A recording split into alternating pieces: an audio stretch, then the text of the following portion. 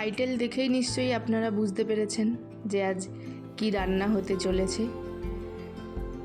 নমস্কার, ইন্দুমতি পরিবারের একটি নতুন ভিডিওতে আপনাদের সবাইকে জানাই স্বাগত।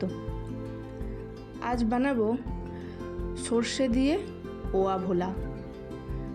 খুব বেশি পরিমাণে সর্ষে দেব না, অল্প পরিমাণ সর্ষে দিয়েই আজকের এই মাছের রেসিপিটা তৈরি করব।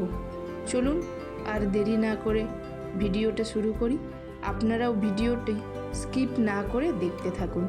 আপনারাও বাড়িতে এইভাবে বানিয়ে নিতে পারবেন খুব তাড়াতাড়ি এই ভোলা মাছের রেসিপিটা। আমি 4 পিস ভোলা মাছ নিয়েছি।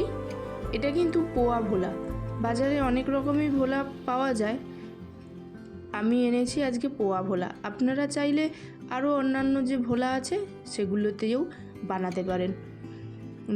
মাছটাতে ভালোভাবে নুন আর হলুদ মাখিয়ে নিয়েছি। মাখিয়ে দিয়ে মাছটাকে আধ ঘন্টা মতো রেস্টে রেখে দিয়েছি, যাতে করে মাছের ভেতর নুনটা খুব ভালোভাবে ঢুকে যায়। আর মিক্সিতে নিয়ে নিয়েছি একটা পেঁয়াজ আর একটা টমেটো। খুব বেশি বাটবো না, সামান্য একটু ওই কুচি কুচি মতো হবে ওরকমই বাটবো, খুব বেশি পেস্ট করব না, তাতে মাছের ঝোলটা খুব ভারী হয়ে যাবে। এদিকে মশলাও বাটা হয়ে গেছে, মাছগুলো ভাজতে শুরু করে দিয়েছি।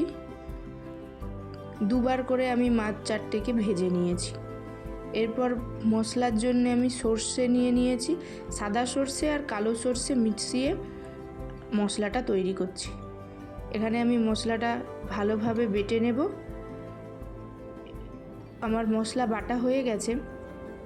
এদিকে ওই কড়াইতে থাকা তেলের মধ্যেই দিয়ে দিয়েছি পেঁয়াজ আর টমেটো কুচি।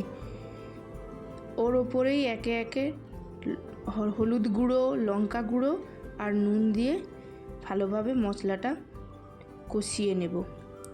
মশলাটা কষানো হয়ে গেছে, মশলা থেকে প্রায় তেল বেরিয়ে এসেছে। এবার বেটে নেওয়া সর্ষেটা এর মধ্যে দিয়ে দিয়েছি। 2-3টে কাঁচা লঙ্কা কুচি করে আমি এর মধ্যে দিয়ে দিয়েছি। আপনারা চাইলে কাঁচা লঙ্কা চিড়েও দিতে পারেন। আর ঝালটা যে যার স্বাদ মতো দেখে নেবেন। সর্ষে দিয়ে বেশিক্ষণ কষাবো না, সর্ষেটা তেতো হয়ে যেতে পারে, তাই জল দিয়ে মশলাটা ভালোভাবে তৈরি করে নেব। মশলা প্রায় তৈরি হয়ে গেছে, একটু জল দিয়ে দিয়েছি। এবার এটাকে ফুটতে দেব। ঝোলটা ফুটেও গেছে। একে একে এর মধ্যে ভেজে রাখা মাছগুলো দিয়ে দিচ্ছি।